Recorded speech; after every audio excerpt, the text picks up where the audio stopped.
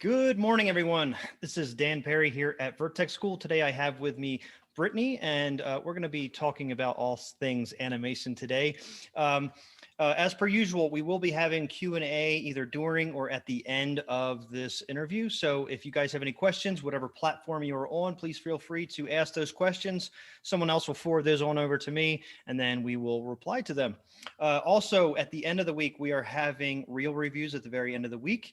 If you have any work that you'd like to have reviewed, please go on to the website and upload that work so that we can take a look at it on Friday. We're going to be looking at it with some of our mentors and special guests. So please get those reels in as soon as you can so that we can try and see if we're going to get to yours or not. So without further ado, Brittany, how are you doing today?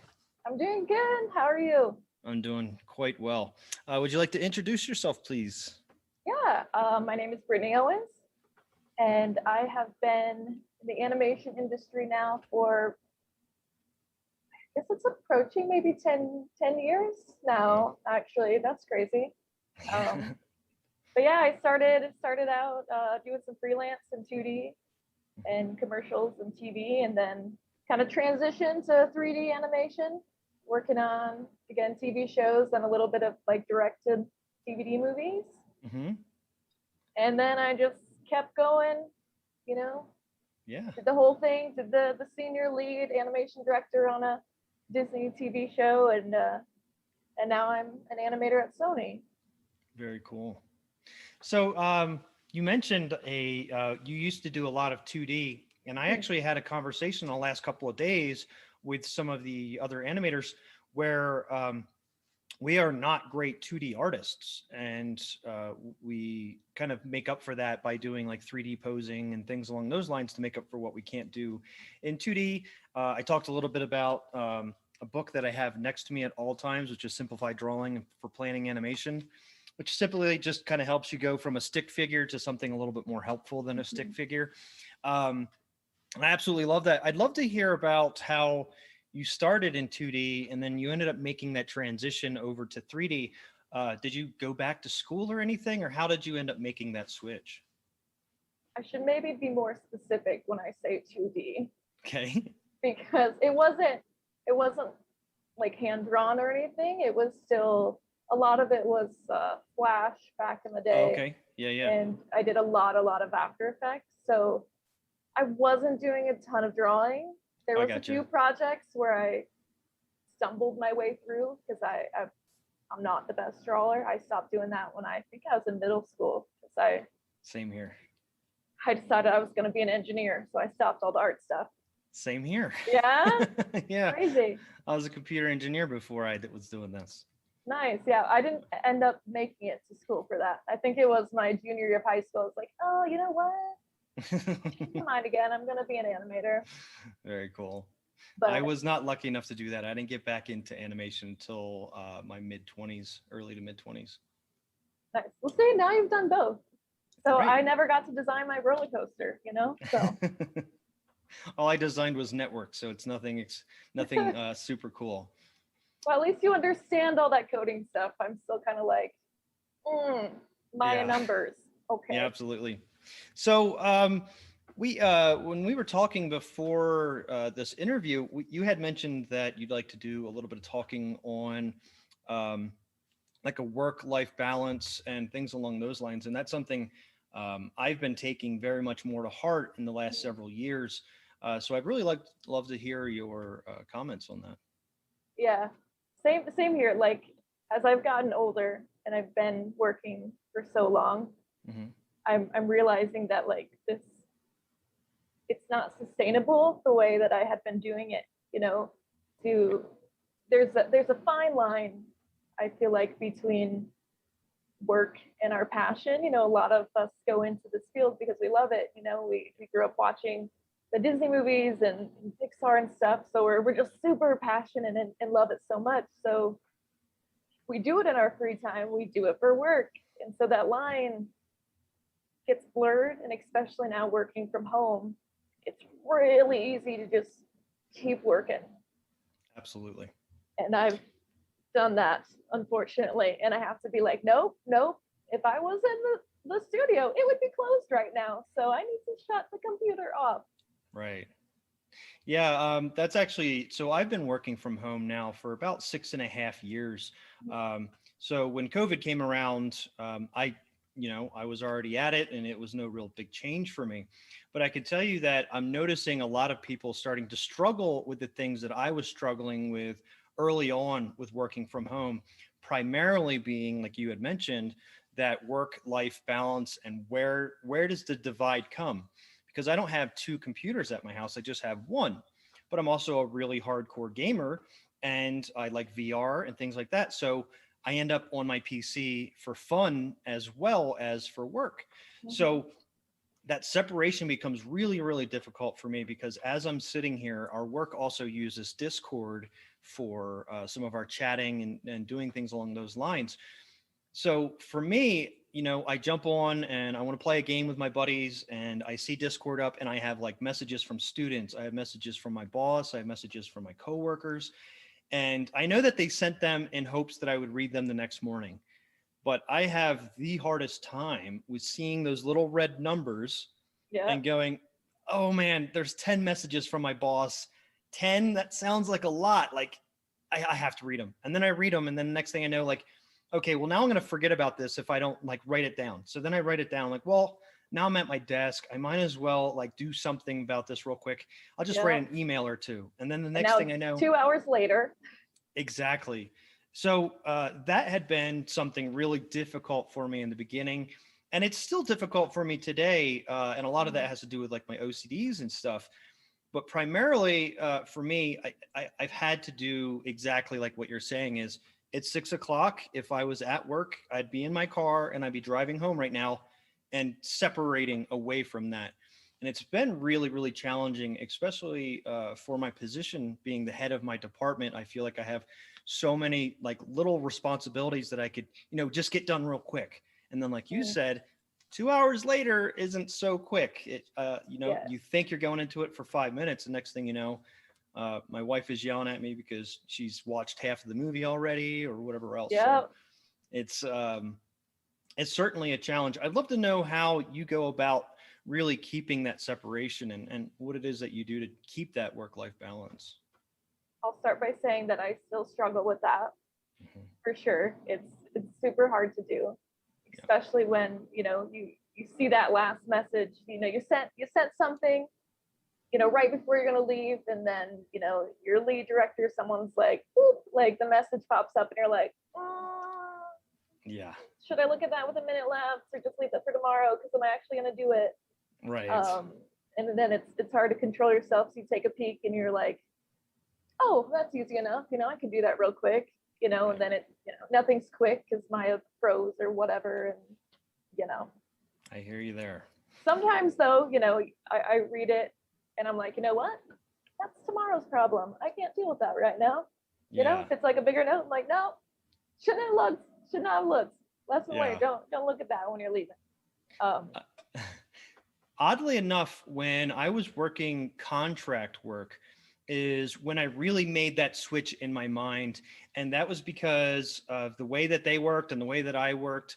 And the way you have to think about contract work is on a very timed basis. When you're working full time, times can kind of shift forward and backward a little bit. But when you're not in the studio and you're trying to deliver something to the studio from your company or from your personal, it can be really challenging to not let that work life bleed because you're like, oh no, like I told them it would be 2 days and now it's been a day and a half. I've got at least another full day worth of work to do. And there is when I really started to more properly actually time myself externally. So what I would do internally was always a little bit easier for me to time out exactly when things would get done. And otherwise, when I started doing contract work, I noticed that I was going much faster than I was when I was working in office because all these other little things, that bother you in office.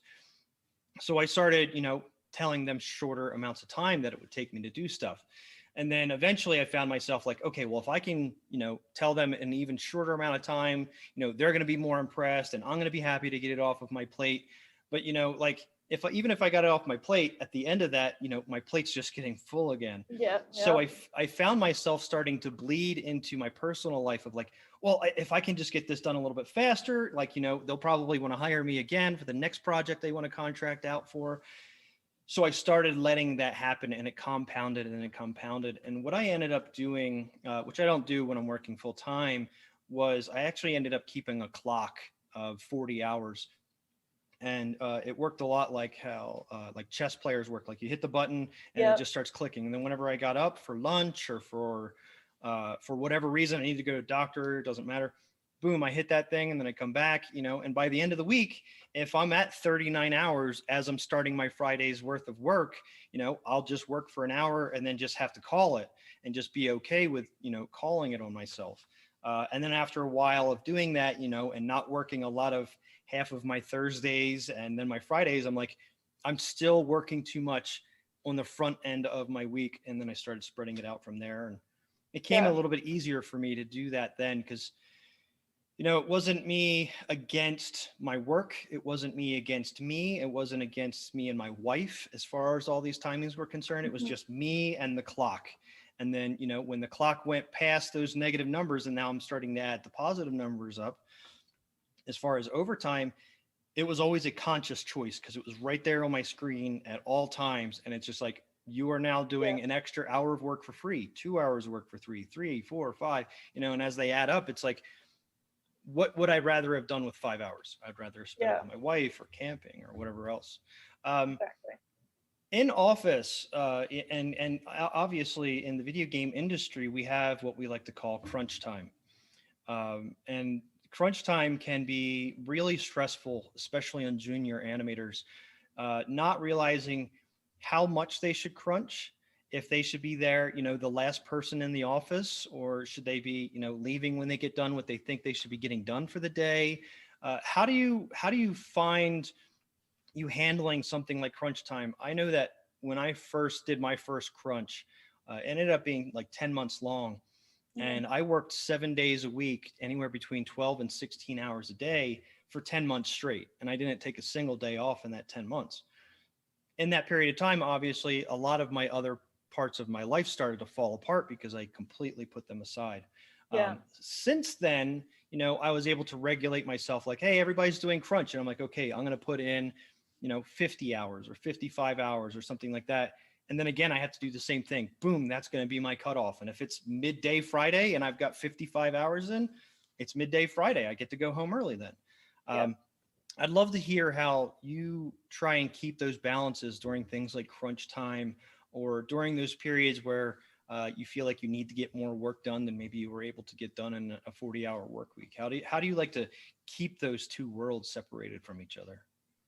I think the big key for me is just kind of listening to my body, like we're actually in crunch right now, and some days I'm like, no, I can't. Like if it's in the middle of the week, like a Wednesday, it's like, I can't do it. Like sometimes when you're so tired and you're working the 10-12 hour days, like you're just not productive. Right. And production, they want the shots, like they're in crunch, they need to finish this movie, this show, it's got to be done. And if you're just sitting at your computer doing something for 4 hours you could have done in like a half an hour, sometimes it's just kind of stepping back and being like, if I left at 6 today and woke up at 7, maybe I would be better in the morning. A lot of studios I've worked at are okay with kind of shifting hours. So, right. In general, if it's 9 to 6, some people do 8 to 5 or kind of whatever works for you, A lot of studios have what they call like core hours. You have to be here between like 11 and 4, but you have to still put your 8 hours in. But between 11 and 4, you have to be in office for meetings and stuff like that. Yeah, exactly. Yeah. And there's a lot of meetings. Yeah, that there is. Yeah. But yeah, that's a big thing I've had to learn over the years. It's just kind of like, at the end of the day, even though we love it, it is still just a job, and whether you're working to death or not, like it's gonna get done without you. Yeah. So, to take a step back and realize, you know, like what do I need to do for me? Like, you know, like you said, in my early 20s, like I was doing a lot of work, a lot of like, you know, when I was done working, I was still working on my demo reel, and just like, I feel like, you know, looking back, I'm like, what did I do other than just be at my computer the whole time? And I'm like, did that actually help me? It still took me a while to get like a stable job, you know? So it's just kind of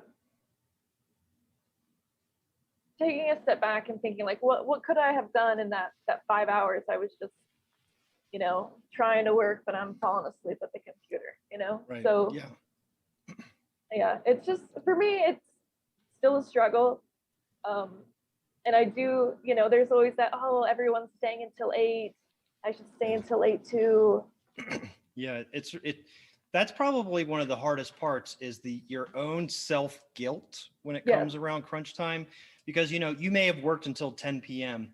Monday through Thursday, and then Friday comes around, and you know, it like 6 o'clock comes up, and you're like, okay, it's time to go home. And, you know, people are still sitting at their desks, still working hard. And you're like, oh, what time are you guys going home tonight? You're like 8 or 9 maybe. And then you're like, should I stay? You know, it's like, no, I gave up, you know, 4 hours every day for the last 4 days. You know, maybe today I can just let myself go home. Yeah, exactly. This could be, it's usually yourself more than anyone. And now certainly there are stickler bosses, you know, that will come around like, hey, well, why aren't you, you know, staying late or whatever else. And I have not yet run into one of those though. But I haven't either, because usually, you know, if you're getting your work done, you know, at the end of the day, like it shouldn't matter if like, hey, you were not here for 12 hours today, like, you know. Yeah, absolutely. What I've really noticed, and especially, my wife is a psychologist, so I take a big look at the mental health side of a lot of stuff when it comes to work and all of those sorts of things. So I really like to analyze situations like that, because I have this level of guilt when crunch time comes around of, like you're saying, oh man, it's 6 o'clock and I know these guys are staying here until 10, but I got to go home. So much of that was an internal battle with myself of like, yes, these guys are staying late, but you know, they didn't stay late on the other days that you did. Or, you know, maybe these guys are staying late, but I just can't today. Like, I'm not going to be productive. I know I'm going to get here in the morning and be like, why did I even animate this stuff? It looks terrible. So I'm going to go home. And that is that internal battle of like, this is going to be more healthy for me. And this is actually going to be more productive than just sitting at my desk. And that has always been an internal struggle for me. I've almost never had an external force come to me and be like, hey, you need to work more. You know, it's always been an internal thing. And I think as a junior, especially, that was the hardest thing for me.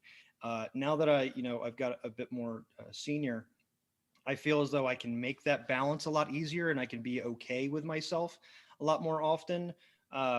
So when I was at work and I was having one of those moments where I was just fumbling over everything I was trying to animate or whatever else, you know, I would get up and I would just take a walk. When I started working from home, you know, I kind of locked myself into my chair. Like, this is a jail cell. You need to get this done. Because if you go away from your desk, you know, you might start doing laundry, and then you might start doing this and you might start doing that. Next thing I know, I wasted a day. So it was hard when I first got back into work from home stuff. And I find that I need to do the same mental health checks of, you know what, if you were in an office right now, you would probably get up, go for a walk, or go bother somebody in their cubicle or do whatever, but you would definitely not just be sitting here. So now I'm taking that time. We actually recently got a puppy. Now I take that time to be like, I'm going to go walk my dog, or I'm going to just go play with my dog for a little bit, get that positive energy back up, get back into the groove. And then I return so much better than if I just battled through 30 more minutes or an hour worth of like bashing my head against a problem that I can't figure out, or a move that I want to work and I can't figure out how to get it to work in a certain period of time or something. So it's so good, especially as creatives, to make sure you're allowing yourself to be that creative person. And that doesn't come through whips and chains, you know, that comes through whatever your process is. Mine comes from a lot of happiness. So For me, I'll go spend some time with my wife or my dog, or I'll go play a game really quickly or something, recharge myself, get myself back to being positive and moving on. There are some people who work better in that, like, I need to be locked down kind of state. And they're like, I don't even take a lunch break because I just need to be in it. And that's great. If that works for you and that keeps you happy at the end of the day, absolutely go ahead, go for it. For me, it's essentially that smoke break, right? I just need to get up every couple of hours, recharge my cells a little bit, come back and, get back to it. So the next thing I actually wanted to mention was going to be about you. You mentioned it's really hard when you're so passionate about your work, which is really easy as a creative to be really passionate about your work and, try to stay extra hours because you're passionate about that. But then, sometimes your personal work starts to suffer because you're like, oh man, I just animated for 12 hours at work. I don't want to go home, and animate a personal piece. So you need to think about still, though, improving yourself every day. So I had this conversation with one of the other mentors, and we talked about what other things can you do that can actually improve you as an animator, but not leave you in that work seat. Do you want to talk about anything that you may do that you think may contribute to your ability to animate without sitting in front of a desk and actually animating? Yeah. Before I do, just to like circle back to a little before, I didn't want to say I'm kind of like, it depends on the day when I'm animating. Some days I'm like totally focused and I will forget to eat lunch. Some days I need, to get up, take a break, walk away, you've had to redo the shot like 5 times and you're like done with it. In the office, depending on where I was working, there was foosball. A lot of us would just take a half an hour break and go just, step away for a little bit. But yeah, and then one more thing, talking about that internal struggle of, the pressure of, well, everyone else is staying late. Like, should I? When I first started, it was kind of the opposite. Like, I was always staying late because I'm like, oh my God, like, I'm so bad compared to all these people. Like, if I stay late, like, I can make this look really, really nice. Right. And then I would kind of be a little mad that no one else was staying. Right. I'm like, well, everyone is leaving, like, but we still have work to do, and like, you can make it better.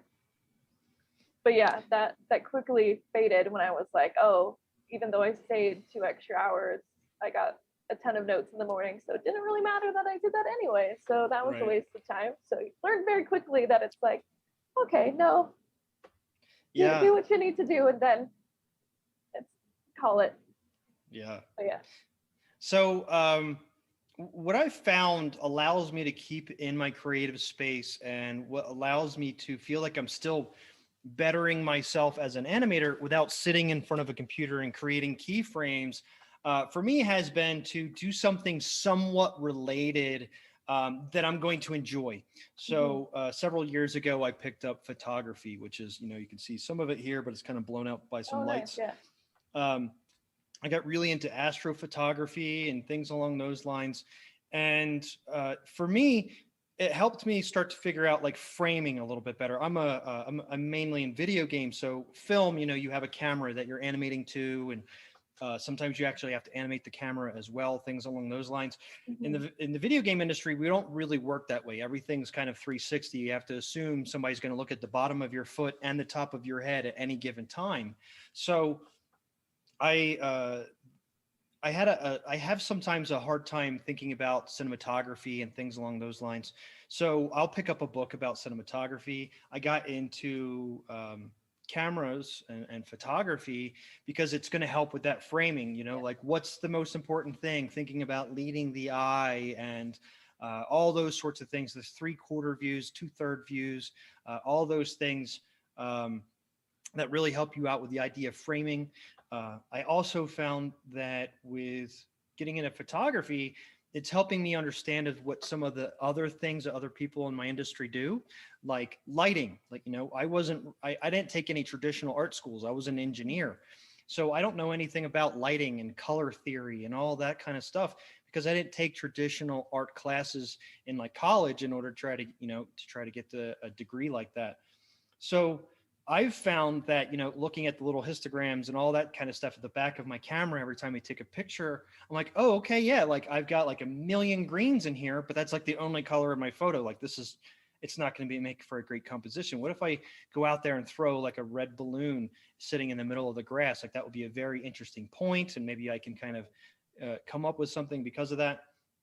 But and then beyond that, there's a lot of other things I started to do. I'm not exactly a bird watcher, but I love reading about birds and how they move, like how the peregrine falcon is capable of going the speed that it is. Yet we have something like a hummingbird, which isn't a really fast bird, but it has the fastest moving wings in the animal kingdom. So, I love looking at that stuff and figuring out how they work and why do they work the way that they do. Yeah. If you looked at the way like a bird's wings flap, as a non-animator, someone that doesn't really looked at the anatomy of it, and you'll see this in a lot of games, is you'll have the body of the bird and you'll just have a flat wing, and it's going to do this, and the bird's going to stay perfectly flat and just go, and that wing's just going to do this, and they're going to move. But what really stays still the most is the wing, and the body's doing more moving if you look at it in slow motion, because the wings, the way they fold and the way they push air, the body goes up, and then as the wings are folding, the body's dropping, things along those lines. And so I like reading and looking at things like that because, the next game I work on, or maybe the current game I'm working on, might have me animating a bird or a dragon or a demon who has wings. And I can go in and I can think, oh, he's going to launch off of the ground this way because, birds leave the ground like this. Or maybe he's going to get a running start because he's got such a big body and big wings. He's going to be like a swan that have to get that start before they can actually get up into the air. So I love doing things like that, now that I have the same thing, but not so much animals, but people. Mm-hmm. If I'm, at the airport, especially waiting, like, I'm not staring at people, but the people watching, there's a lot of, everyone has a different walk, so I always have like a sketchbook with me that, I'm doodling, and I might, do a little sketch, make a little note that this person kind of walks like a, flamingo. Like, I still remember it was years ago, but it was like their legs kind of bent the other way. And I was like, that's super interesting. So I have that, in the back of my head if I ever needed to, like, do a walk cycle that's, more unique and stuff. So stuff like that. And just like looking at people's expressions, and even like, even randomly when I'm watching a movie and I'm like, oh, I know that actor, who is that? And then I'm like Googling this actor, and then you're looking at the images and just even looking at like people's expressions and how, they're not symmetrical, is a fun thing that helps for animation for sure. Yeah. But yeah, I also try to do like hand-drawn cards and stuff to kind of keep, the creative stuff flowing inside. Yeah. Stuff like little things that I can step away from the computer, but still, like you said, kind of help with animation. I recently bought another book to read. Stuff like that. Yeah. So you mentioned people watching, which is actually one of my favorite things to do as far as animation. And I don't know where I got this idea from, but it was really, really helpful to me while doing people watching, because I'll just explain what it is. And it just helps me categorize and catalog things within inside of my brain while I'm doing people watching, is to come up with a story for every single person that you see walking that you want to pay attention to. Obviously, if you're in a mall, there's 100 people coming by, you're like George and Larry, and no, not that.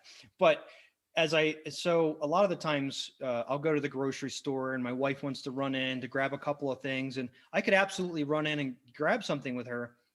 But instead, I usually try to park toward the front of the building, and then I just watch people going in and out. Is the person going in super lazily, right? So I like to think about it. I'm like, okay, this is an early Sunday morning. They're in no rush. They're just going in to do their weekly long, their weekly long stuff. Their kids are at home, and they're not really wanting to get back to the kids very quickly. Maybe their wife or their husband is sitting at home watching the kids at the time. So they're just taking their lazy old time getting in and out because they're in absolutely no rush. So I put that to my mind and I think about it like, okay, well, what is it about her walk that's making me think about this? Okay, she's not really looking forward. She's kind of looking at her feet and she's just walking really slowly. She doesn't seem sad though. Her balance is still pretty nice. She's not dragging her feet or anything. So I think about all those things while I'm looking at it and I'm like, she's just being lazy. And then you see the next person who was walking. They're almost like speed walking. So the next thing I did was, oh, this person's actually on the way to the pharmacy. Their child is sick at home. They're in extreme rush to try to get in, get that medication and leave. They're trying not to, they're not trying to not sprint in order to like scare other people or look weird in public, but they definitely are in a huge rush. So I add that into my catalog. This is what happens when you're in a rush. And then the next person, they're limping. So now I like to I love limps. I have a fascination with limps. It may be because I've broken 54 bones in my body, not including fingers, toes, or nose. So I like to think about it. And my wife will point out sometimes when I'm limping and I don't realize that I am. And I analyze limps drastically because in video games, we have a lot of injuries happening in video games a lot. So a lot of the times in order to show that state of injury, instead of like a life bar, you do a limp or you do something like holding your arm hurt or whatever else. So when I watch limps, I love to try and figure out where is the pain. Is it their heel that is hurt? Is it their toes that are hurt? Their ankle, their knee, their hip? And I'll just sit there and I'll watch them trying to figure out what's going on. Okay, he's not stepping on his heel, but he's not really trying to avoid stepping on it. It's just kind of, he's walking kind of on his toes. Okay, maybe he bruised his heel. Or no, you know what? He's actually got his ankle locked the entire time he's walking. So he's actually injured his ankle. If they're using a cane, in which way are they using the cane? Are they supporting the leg that they're walking on, or are they putting it down right at the time of another foot going down? So where's that injury? Is it their back? Is it their hip? I love people watching, especially injured or disabled people, because it makes you, for me, I love thinking about the anatomy of animation, the anatomy of the person that it is in order to achieve my animation. I love thinking about like, why is this arm reaching out? Not just because I'm thinking about reaching it out, but because this muscle, is lengthening. This one is shortening, which is causing this to stick out. So when I look at walks and things like that, I always start to associate like, why are they walking that way? What is happening with what their walk is? What are they thinking about? What's their anatomy all about? And it allows me to get my passion of animation out without sitting and just making keyframes. Yeah. So I think that is for me, that's a really great way to actually separate myself from actual work and something that I would, ask to be paid for versus furthering my education and furthering my passion into animation without having to, do actual work. Yeah. So, yeah.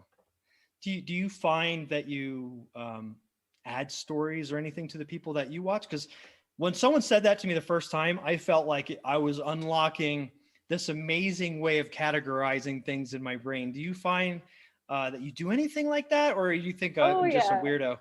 No, I definitely do that, and it's a really good thing, right? And it also helps you remember that, years later. Even the people like, you're sitting there and two people are having a conversation and you're like, oh hi Joe, oh hi Susie, like how you doing, blah, blah, blah. Like like their whole, you can come up with the whole story of these random people. You have no idea what's actually going on, but yeah, like I do the same thing, and it's super helpful when it comes to animation to kind of think back on like, oh, wasn't that like once like meet a Joe and a Susie or something, and they were talking about this. Obviously it was all in my head, but yeah, that was cool. Like maybe I can do that with these characters, like. Yeah, it's So I don't do an awful lot of facial animation or acting like that because I've just done mostly body mechanics and games for the last 15 years. Um, but I think my dog was just yelling. But I absolutely love the idea of the psychology. I think Alexa's talking. Alexa, stop. Sorry. I thought it was my dog at first, and I was like, no, that's a voice. So, shoot, I just lost my train of thought there, yelling at a computer. What were we just talking about there, Brittany? Facial animation. Right. Okay. So Yep. I don't do a lot of it, but I absolutely am fascinated with the psychologies and the anatomy behind our facial expressions. So, a lot of times you hear that animators are walking lie detectors because you look up in one side of your eye versus the other side of your eye when you're getting ready to lie and you're thinking up your lie. You scrunch your face in certain ways. You look away from the person for certain reasons. You look down for certain reasons. And while I'm really fascinated with that stuff, I haven't needed to do that in quite a time. How do you find that you actually because I'm sure that you do a lot more facial expression stuff than I do, and communication between two characters in a non-violent way. Um, when you're doing those things and you're watching people communicating with each other, what do you find that you're watching more than anybody else? Because most people, they stick to the triangle when they're speaking to somebody, which is how, animators learned how to do eye darts properly, is because people Yeah. tend to stay in this triangle. So your eye darts are usually in some level of triangle. So as an animator, I find that I'm not inside that triangle. I'm watching and seeing, like, where is their brow creasing their forehead? How high is their smile going? Are they Yeah. smiling out of one side? Are they smiling out of the other side? When you're watching people, do you find that you're doing anything like that? And what do you find to be the more fascinating part of the face for you? Is it the mouth, the eyes, the ears, the nose? Like, what do you find that you're just like fascinated by how much character is there? Recently, I've been fascinated by the ears. Yeah. Yeah, I've been watching more ears lately just because Mm-hmm. they move so much more than you think they do, Mm-hmm. and when you watch most animation, they're not moving at all. Mm-hmm. But, you know, I mean, we have headphones on so you can't see, but like, Right. they're just moving so much, Mm-hmm. and It, like it, it- the whole ear, it's crazy. Like, it's surprising what, even if you're moving that thing such a very little amount. Obviously, you're not going to have the ear doing this, but, right. just a very tiny little bit of movement in there. It's amazing what adding just that tiny little thing way back here, just a tiny little movement when they turn their head or whatever else, makes everything feel like flesh more. Yeah. It's and no one will say, "Oh, look, the ear is moving," right? Because it's moving so subtly, but it's moving just enough, that the space between the top of their head and the top of their ear and the bottom of their ear and the bottom of their jaw is changing just enough to give it this fluid Mhm. motion to make the whole thing feel like flesh. Um, I am, for one that fails on the ears a lot because it's not something I think about, obviously, and it's not something that I have to use quite often. And I find that I have checklists on items to go through. Yep. Ears, when I get down to ears, every time I'm like, are you kidding me? I didn't think about the ears again. And it's funny to hear that you're so interested in them right now because um, it really can bring all of this to life, even though it's way Yeah. out here. It just makes it mushy, and I Yeah, love it. exactly. Yeah, because you don't see it per se, when you're Mhm. watching an animation, but like you feel it, Right. especially, someone who doesn't know anything about animation is going to be like, oh, that looks really good. And then if you compare it to something where, the ears aren't moving or maybe the cheeks aren't moving, if that kind of looks wrong. I don't know why, but like, why. Right. So, but yeah, some controls though, like when I was doing a lot of TV, like there's not even controls on the ears, there's no time for that. It's Right. once you get into like, shows that are higher quality or, in your free time, you find a rig that has all those controls, Mm-hmm. like Yeah. that's when you can start really playing around with that, and the earlobe and stuff. I think it was Coco, right? Like had a lot of, Mm-hmm. nice, even, this double chin nonsense going on, a little flappy Uh-huh. flap thing. Yeah. So like it just, again, you don't necessarily see it sometimes, but it's just that little extra detail that just puts your animation just like a notch above the rest when you could just Mm-hmm. feel that feels fleshy and right. Yeah, that something you said, the not seeing it but feeling it thing, that's something that senior animators will say a lot, and we can talk to each other and we know exactly what we're talking about. I've actually had a little bit of a harder time trying to describe that to my students, and to especially like my really early on students, is you might not necessarily see the squash and stretch, but you're feeling the squash and stretch, or you're not necessarily seeing the overlap, but you're feeling the overlap, Mm-hmm. and things along those lines. And they're just like, I don't know what you mean. Like I'm animating the overlap, right? I'm like, yeah, you need to have some overlap in there. And then I'm like, but I want to have to go like frame by frame and pay attention to that part to see that it's overlapping. I don't want to see the whole upper body doing this. I just want to feel that when I hit the ground, there's a little bit of a Yeah. settle happening in my nose or and through my whole body. So if you had to try and describe that to someone, how would you do that? And I'm doing this for my own personal gain right now, because sometimes I have a hard time trying to describe what does it mean to feel it instead of seeing it. If you Yeah. had to try to describe that a little bit, how do you think you would describe that feeling that we're trying to describe?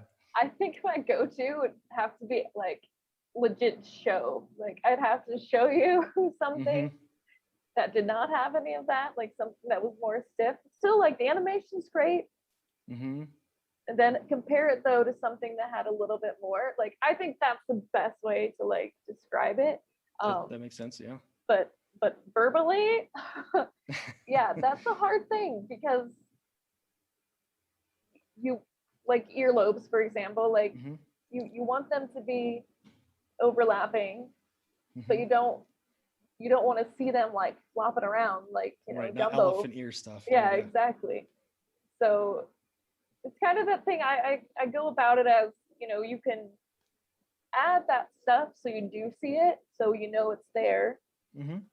and then you just start scaling it down and down and down and down and down, Mm-hmm. so that like you as the animator, you can see it because you know where it It's there. started, so you probably see it more than anyone else, right? Right.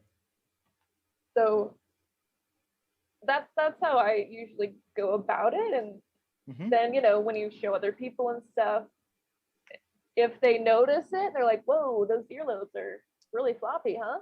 Yeah. And you're like, oh, okay, probably need to scale those down a little bit more then. Like, you Right. noticed? Okay. Yeah. Yeah, I think Um, that's helpful. yeah, that's a really great idea. One thing that I found was actually going back earlier into animation and kind of showing them, everybody, there's a billion people have made these, and I made one myself for the school, was when you have the different spacing training where all the spheres are on this side of the line Yeah. at the beginning, and they're all here at frame 20, but they all arrive in a different way and leave in a different way. Yeah. And it's all about spacing. I usually try to take them back to that diagram and go, look, everything is identical happening from here to here. But see how this one, you can't see that it's slowing down, but you're kind of feeling that it's slowing down as it's getting to the end. And this other one feels kind of like it's slamming into there. It can be something like that where if I saw it only once, I might just think it was moving across there linearly, but it has that slight slowdown at the end, and you're not seeing it necessarily because it's happening in less than a second, but you're Yeah. feeling that thing getting there a little softer than, if it was linear. Yeah. And I like to try and point that out. Mainly it's, the earlier on animators, and they're first starting to get into like walk cycles and stuff like that. And I'm trying to describe to them that, it looks like the person's stomping. So I'm trying to go back to that. It's not necessarily that they're bringing their foot up high. It's just the way that they're slapping their foot on the ground feels a little aggressive. And I'm feeling it, not necessarily seeing it. And I had to slow the animation down and go frame by frame and say, see, look, the heel's just touching here. And by the next frame, the foot's all the way down. Give it a couple of frames to, smooth into that foot slap. because, you know, I didn't see that it was only one frame. I had to go in and actually frame by Yeah. frame it to see that. So it's very much a feeling there. We have been going for a little bit, about 45 minutes now already.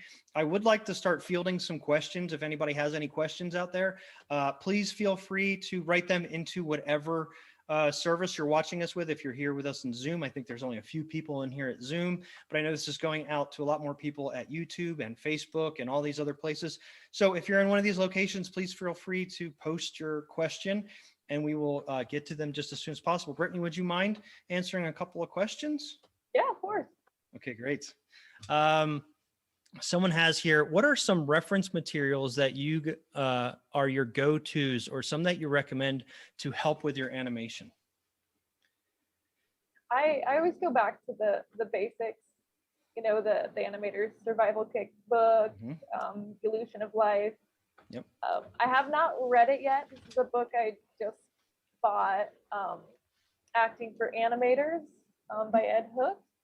I went to a talk that he gave a couple months ago, and I was fascinated by it. So I bought his book. So I'm excited to read that. It goes into kind of what you're saying, like the people watching and why people are doing what they're doing. But yeah, sticking to the basic stuff is always kind of, you know, you think you know something, and I'm like, I don't. So I got to go back and relearn it or refresh my memory, you know. So for me, I think of reference as like something like video reference or otherwise.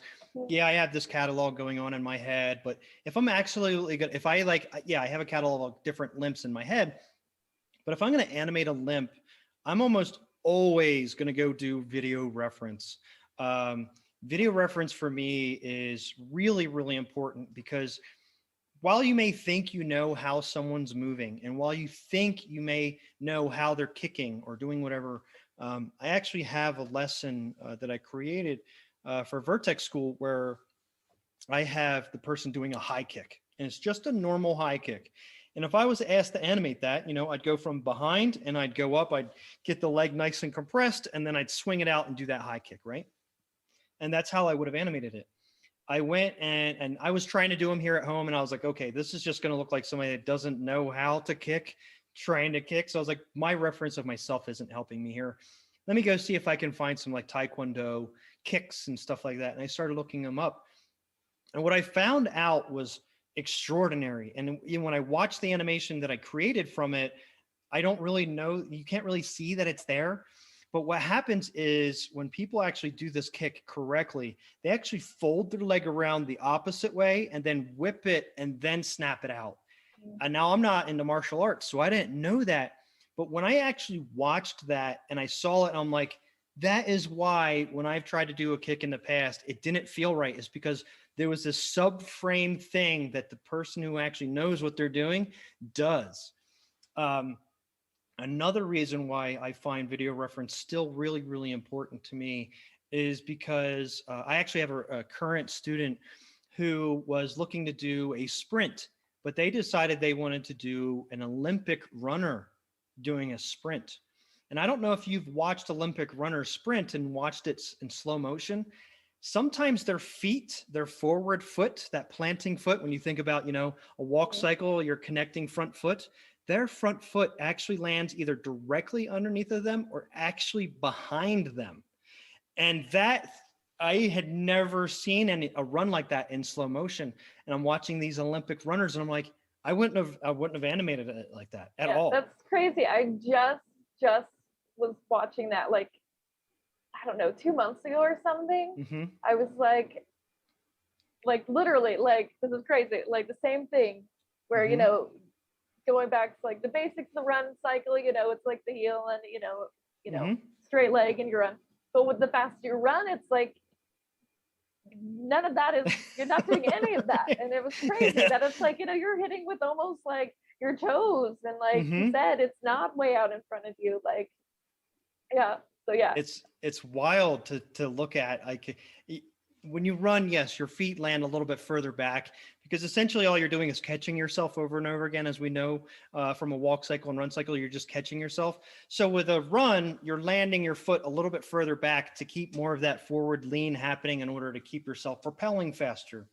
Um, with Olympic runners, you know, they got so far with their legs back behind them and are able to pump with so much strength on those legs that they're keeping themselves falling at like this rate the whole way. Where, you know, a regular runner like you and myself, you know, we have a little bit of that bend at the top, but our feet are still landing in front of us by quite a bit. So I find the physics behind their runs to be amazing because they've actually leaned so far forward with their hips that they're actually keeping their upper body further back. You know, and when we learn how to do a run as a student, and when, you know, we're animating it in games, thinking about the opposite. It's crazy. It's the complete opposite. It was the wildest thing. And if I didn't have that video reference and I put it, I would have not known, why does this not look like this Olympic runner? I know how to animate a run. Why doesn't this look the same? Yeah. And it was that slow motion video reference that made me realize exactly what was happening. So I still find video reference to be my absolute favorite thing, no matter what I'm doing. And then, so YouTube is a best friend. Like, just always, you know, trying to find exactly what I need, because, you know, most of the stuff, like, I do a lot of acting stuff, so I can do some of, you know, most of that myself. But once you get into that body mechanic stuff, it's like, I can't do a backflip. Like, no way. Like, yeah. I love slow motion video. Like, to me, it's one of the greatest technologies for animation that has ever come out. Being able to see those things, and even micro expressions in faces and stuff like that. Like, I can't wait until I have to get back into doing more facial animation or creating a new demo reel piece or something if I want to get more into acting. Just to relearn some of that micro expression stuff that happens in between, you know, when you're talking. And again, you wouldn't even see those in normal film, but if you did it in super slow motion and watch someone's face, because you get they get asked a question and you get that really quick, like them realizing what the question is, them thinking about the question, and them answering, even if it's super fast, all those things still happen. And I love the psychology behind that stuff. I just wish I had more chance to do it. Yeah, well, you could probably slow-mo this video and see all that on my face. So my fear, like watching a slow drip of sweat go down my face. Yeah, exactly. Okay, another question we have here.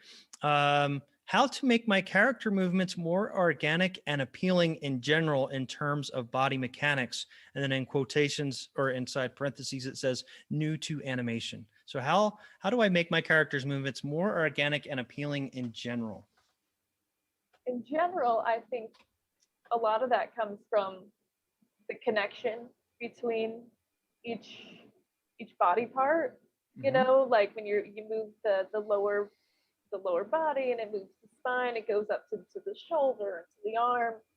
You know, when you turn your head, you know, your neck turns a little bit, and then a little bit of the chest. Again, it's that you don't see it, you feel it kind of situation there. But you know, that helps a lot to make things feel more organic. A lot of offsetting, you know, nothing, you know, hits at the same time. Even if I'm trying to, I'm getting a little offsetty. Those are the biggest things that I go to kind of get more organic fluid stuff. Absolutely. So one of the pieces of curriculum that I do is talking about these exact things. And the animation that I actually use to do so is a jab punch. If you know anything about boxing, a jab is when you don't really put your body into the punch, but you just kind of do this, right?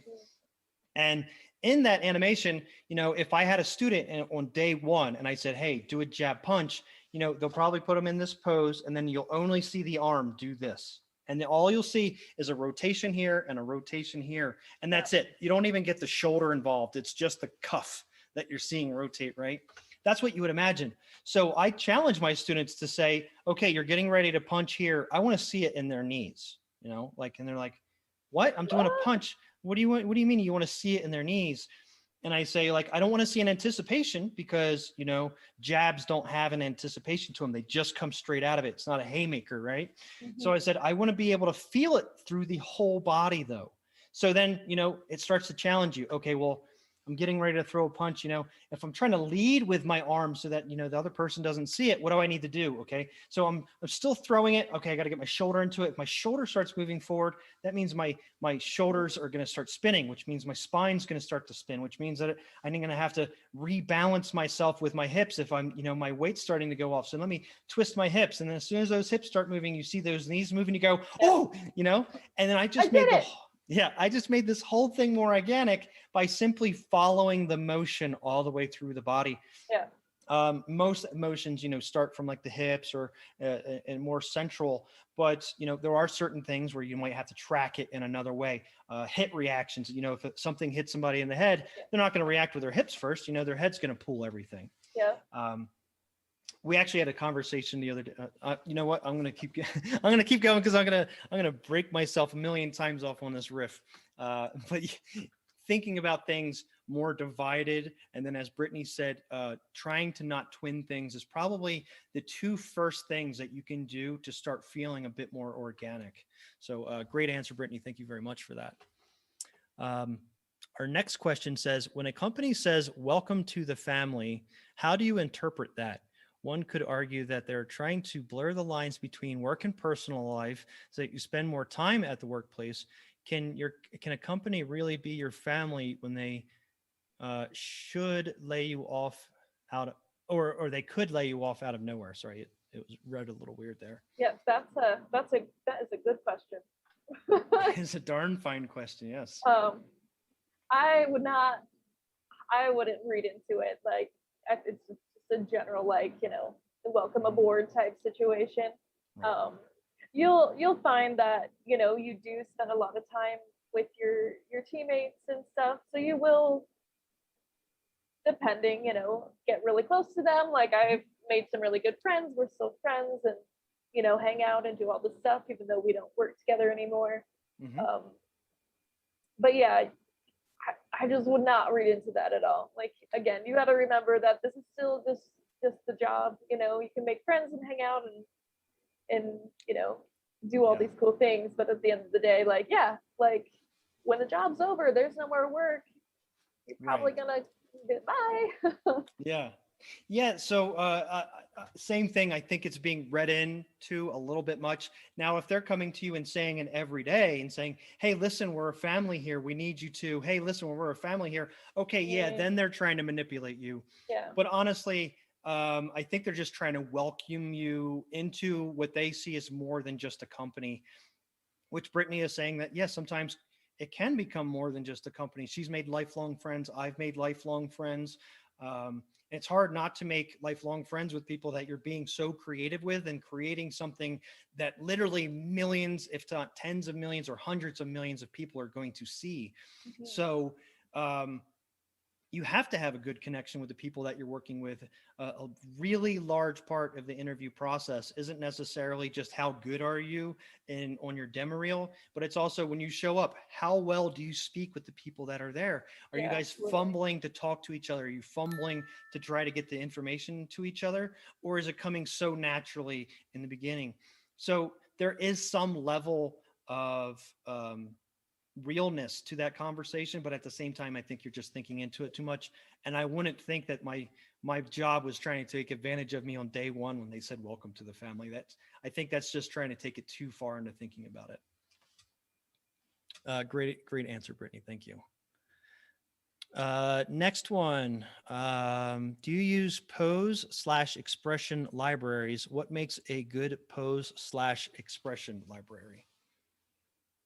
I do. I have a whole Pinterest board that I've been collecting, you know, where I always flip to that, or if I don't have access to that, you know, again, like Googling things, YouTube. I really like, you know, the Disney style kind of thing. There's going back to, like, you know, offsetting movements and looking at people's faces and stuff. Like, an appealing pose is usually something that's asymmetrical. Um, Mhm.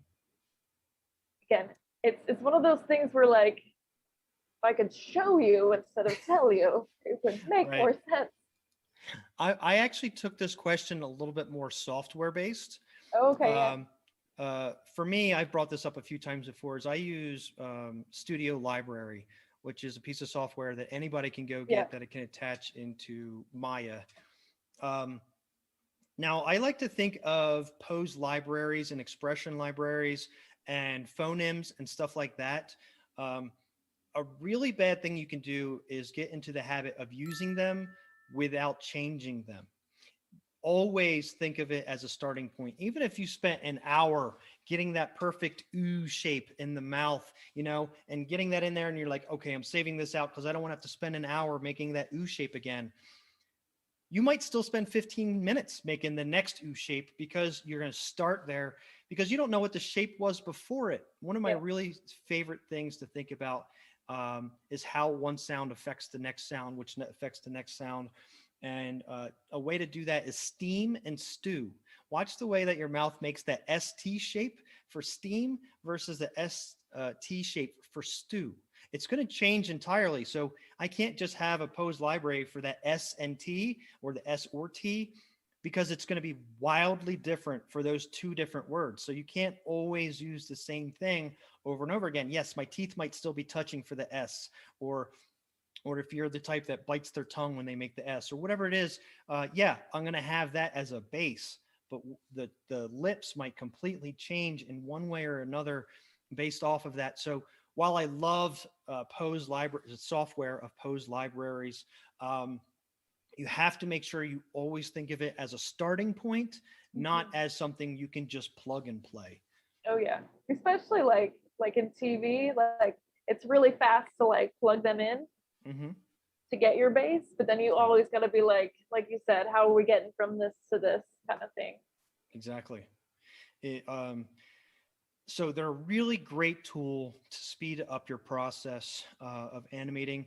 It's also a really great tool for keeping character sheets. So Mhm. if you're working with somebody, and I like to think of Rocky Balboa because he has that back in those early Rocky movies, he was still talking out of his mouth and really, really a lot, which then would change his eye and his brow a lot, and it would change the way that he would speak entirely, which is wildly different than the ways a lot of other people speak. So for me, if I have a character like that, give them their own special little area of phonemes and all those sorts of things, so that when I have to make that weird shape again, I'm in the same realm of where I was before, so that I'm not talking here and then I'm talking in the middle, then I go back to talking here. So they really help with stuff like that, especially when you're working with several other animators working on the same exact character. Yes, they might do certain hand poses or body poses over and over again, but you don't want to hit the same exact one. You just want to get one really close to that because it's a personality trait, not a robotic personality trait, if that Right. makes any sense. We are just over an hour here. I do have another question. Let me read it and see if it's the one we want to answer it. Okay, I'll ask this one. It doesn't relate too much to what we had talked about, but we'll do that one and then we'll leave it there since we are a little bit over an hour already. So I tend to animate by feel, but there are times where I get hung up on the timing due to not paying attention as much to the technical side of how many frames, etc. How do you balance the two, or do you? Another very good question. Indeed.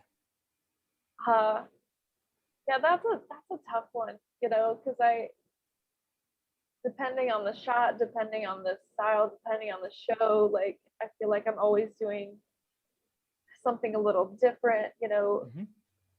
I might be, doing my video reference, and I'm really paying attention to, how many frames something, how many frames it took me to do that head Hmm. turn and whatnot.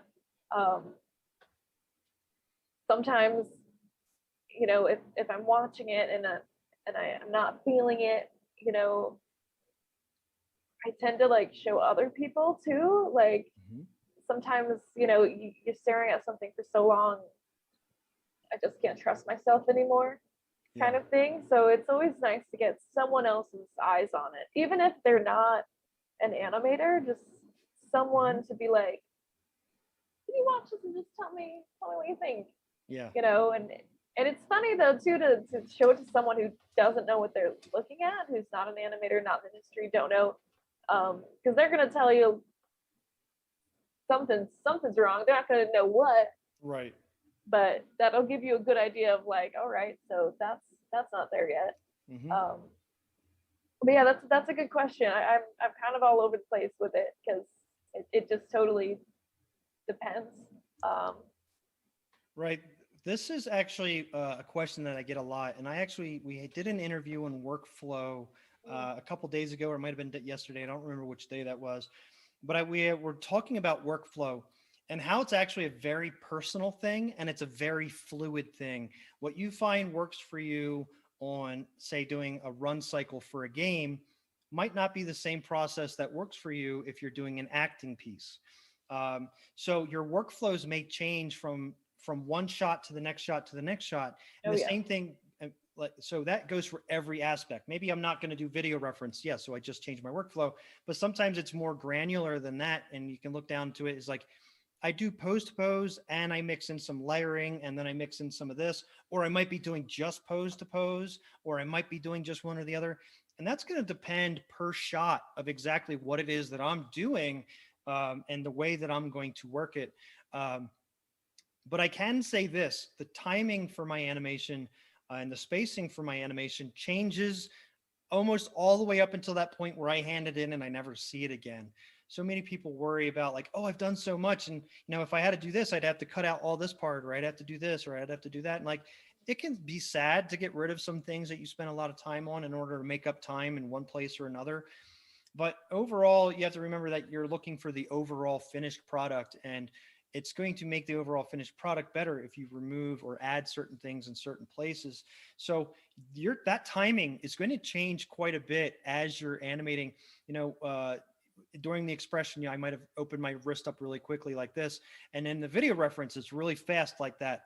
But when I see it in an animation and I see this happening, it feels like a glitch. It doesn't feel like I actually did an expression there. It feels like I made a mistake in animation. So yeah, I animated that to the proper time of what, real life would be. But now I have to do something like that so that it reads like an expression instead of, a jitter or something along those lines. So, and that depends on the character as well, right? You could have a mhm, character with a really tiny hand or a character with a really big hand. That's going to change the timing and the spacing depending on like the relationship of that, the size right. of the hand compared to the body and stuff. Yeah. So while it was a little bit of a muddy answer from us in order, to get to there, it really does depend. And the way that you do one thing might not be the same as the time you do it the next time. And it's going to be very personal. Brittany may draw every animation that she does, and I may never touch a pencil. She may, do everything in pose to pose, and I may never see a stepped frame in my life. I may do everything in full spline from the get go. So, there's a lot of different ways to go about any one shot. And I don't think there is a right or a wrong way to get to that end shot if it looks the way you want it to look, right? All Absolutely. you care about is what the client sees. You could, the entire time, all the way through that for the first 4 days of your 5-day project, and your character be could walking on their head the whole time. You're like, this is just my process. And by the end, it's an amazing piece of art. Cool. They don't care. Yeah. It got to the part where it needed to get to. And I find, especially people with a brain like mine, I was an engineer to begin with, things very technically. I like to put things in boxes, and I like to have order to stuff. But it's one of the first things you have to start trying to throw away, because if you try to do that, you're going to end up not doing what's best for each shot. So, Yeah. so really long-winded question, or answer rather, but great answer. I think, Brittany, thank you very much for that. Thank you for answering all the questions that we had. Of course. Uh, Also, of course, thank you for taking your time today just to speak with me and to speak in front of all of these students and people that we have watching from around the world. So thank you very much for that. I appreciate you. Again, we're going to continue this through the rest of the week. If you'd like to have your demo reel or just a single shot or whatever it is you're working on looked at the end of the week, please get those things sent in, and we're going to take a look at those on Friday.